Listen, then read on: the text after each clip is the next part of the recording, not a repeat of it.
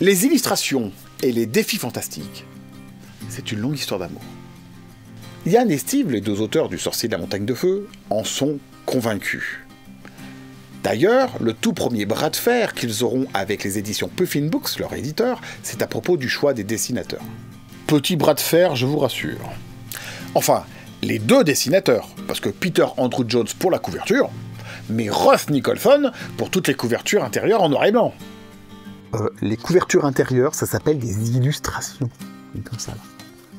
Illustrations. Deux collaborateurs de longue date, donc, puisqu'ils travaillaient déjà ensemble dans le cadre de Game Workshop. Le ton a été donné dès le début, ouste les petits gnomes qui sautaient de champignon en champignon prévus par l'éditeur. Direct, on tape dans le gras de l'élu qui pique ligneux. Ça sent la transpiration grasse d'un hobgoblin un soir de sacrifice, après une semaine de marche dans un marécage.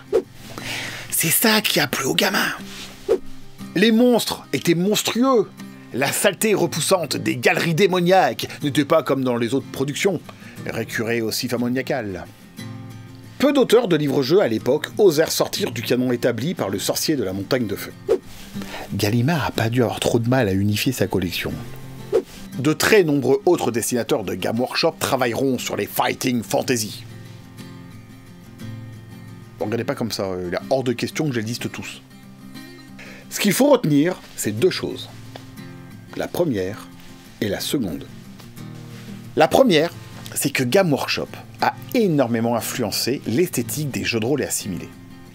En osant le cracra, ils ont fait rêver les gamins. Du jeu de plateau à Warhammer Fantasy Role Playing Game, vous reconnaîtrez leur style et leurs pattes, qui est d'ailleurs très visible dans les livres dont vous êtes le héros. La seconde est une anecdote que je qualifierais de cool, voire de coolissime. Coulissimement cool.